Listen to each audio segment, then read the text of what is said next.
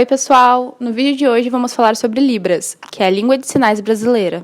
A nossa convidada é a Roseli Gonçalves, que é professora com especialização em educação de deficientes e fundadora do blog Mãos em Movimento, Libras e Educação Especial. Vamos lá. Eu queria saber um pouco da tua trajetória, como que começou o teu envolvimento com a Libras, com a educação? Então, já faz muito tempo, né? Quando eu prestei o vestibular na PUC de São Paulo, ela tinha opção que se chamava EDAC, Educação de Deficientes da Audiocomunicação. Então, era uma opção no vestibular. Você assinalava pedagogia, e dentro da pedagogia, se você escolhesse EDAC, era um curso vespertino e um curso diferenciado. Na época era pouquíssimo difundido, qualquer coisa com deficiente era pouco difundido. E no decorrer dos anos, a gente pôde conhecer mais a educação de surdo, estudar dentro de uma escola de surdos, porque a PUC mantém uma escola de surdos, né? Ela custeia essa escola, e conhecer conheci bastante sobre a educação de surdos. Mas o interessante foi assim, que na época que eu comecei a estudar, a educação de surdos era uma educação oralista, entendeu? Então, assim, o surdo tinha que falar, o surdo tinha que fazer leitura labial e o surdo tinha que se comunicar através da fala, não pelas mãos. Só que eu tive a sorte de fazer uma faculdade que ela já estava vendo o que estava acontecendo fora do Brasil, né? Que era nos Estados Unidos, que era a comunicação total, que eram os sinais. Aí eu me formei e a escola que eu trabalho até hoje inaugurou um ano depois que eu estava formada. E quando eu cheguei nessa escola, então eu falei assim, eu quero usar sinais, eu quero ensinar eles com sinais, porque eu acredito que eles vão aprender muito mais assim. Mas assim, teve muita resistência de pessoas mais velhas, entendeu? Tinha pouco estudo, pouca comprovação, e tinha a classe dos fonoaudiólogos que era totalmente contra, que falava assim, se você fizer sinais, a criança nunca mais vai falar, ela não vai aprender. Aí depois, assim, olha, eu digo que uns 20 anos, que aí a gente conseguiu provar que os sinais, a Libras não interfere na oralização da criança. Muito pelo contrário. E hoje em dia, eu diria que 80% dos fonoaudiólogos que trabalham com crianças surdas utilizam sinais, utilizam Libras. Tu foi uma das pioneiras, então, na implementação de Libras no ensino? Na prática, né? Acho que nos estudos não, teve a universidade que estava à frente, mas assim, de atuar com os alunos, eu acho que fui uma das pioneiras aí. E como é que surgiu a ideia de fazer o teu blog? Então, como a coisa vinha, antigamente a gente não tinha acesso à internet, né? Tem 54 anos e não tinha internet. Você tinha livros, xerocava, pegava de um lugar, pegava de outro, e faltava muito conteúdo, conhecimento. Então eu reunia esses conhecimentos, só que fica só para você não tem como divulgar, né?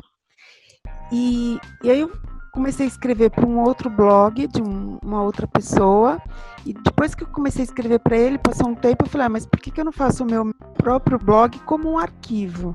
Então começou com a intenção de um arquivo de dados e de divulgação de evento. E com a grande divulgação da Libras e dos vídeos em Libras, então ele está virando um arquivo de vídeo mais do que outra coisa, entendeu? Para surdos que encontram conteúdo lá em Libras, né? Porque os surdos, eu diria que, olha, eu acho que 80% eles preferem todo o conteúdo em vídeo e em Libras. A leitura é uma grande barreira. Sim. Há quanto tempo ele está no ar já? Eu acho que uns 12 anos. E em relação a essas tecnologias assistivas, qual a importância tu acha delas nas mídias digitais para pessoas que são alfabetizadas em Libras, surdos, consumirem informação? Olha, eu diria que é muito importante. Só para você saber, assim, nas redes sociais, os surdos, eles têm uma preferência enorme pelo Facebook, porque o Facebook, ele tem a possibilidade de vídeo. Então, eles fazem toda a comunicação entre eles e tem vários grupos só de surdos. Então, o grupo de surdos na política, grupo de reflexões, entendeu? Então eles montaram e isso deu uma autonomia muito grande para eles. E o WhatsApp, muito, muito útil, mudou a vida deles, porque você consegue conversar com qualquer surdo, eles conversam entre eles e eles conversam com os ouvintes pelo vídeo, né? Então, é fundamental. Eu diria que é sobrevivência e o que deu autonomia de vida para eles, né? Lógico, tem o problema do filtro, né? Que é a mesma coisa que tem para os ouvintes, para nós, né? Fake news, quem seguir, o que acreditar, para o surdo também tem. Então, é importante você dar uma informação verídica, é importante você orientar, é importante você instruir o uso disso também, dessas tecnologias. E na infância, assim, eu digo conteúdos infantis, por exemplo, desenho, nós não encontramos muito conteúdo assim com uma narração em Libras. Tu acredita que seria mais, não assistível, não é a palavra correta, mas seria mais compreensível, seria mais integrador se pudesse ser ofertado esses desenhos? Isso, sem dúvida. Agora que esse ano a gente teve o primeiro desenho em Libras, que é a TV Cultura, ela faz uma interpretação em Libras de alguns desenhos, né? Quem faz é uma surda, é a Natália que faz, então a interpretação.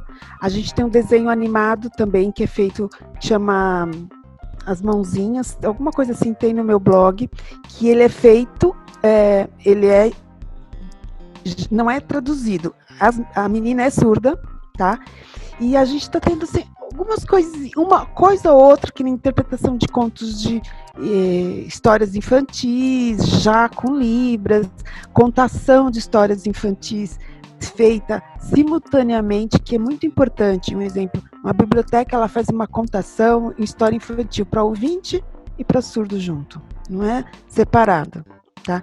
Então, tudo isso está dando acesso. Mas, assim, a gente sabe que a compreensão não é 100%, tá? Não é que a criança vai olhar e vai entender tudo, mas isso vai fazer ela adquirir mais vocabulário. E a representatividade, sabe? Quando você vê... imagina uma criança vendo na televisão alguém fazendo a língua deles, entendeu? Isso é muito importante para a autoestima, é importante para a família, que tem o choque de ter um filho com surdez, então ele está vendo que o mundo está ficando mais acessível e que o filho dele não é o único, que aquilo está disponível para muita gente. E é importante para a criança adquirir aquele conteúdo e adquirir aquele conhecimento. Procure, se precisar de mais informação, a gente dá, tá bom? Eu gostaria de agradecer a tua participação. Boa noite, boa sorte.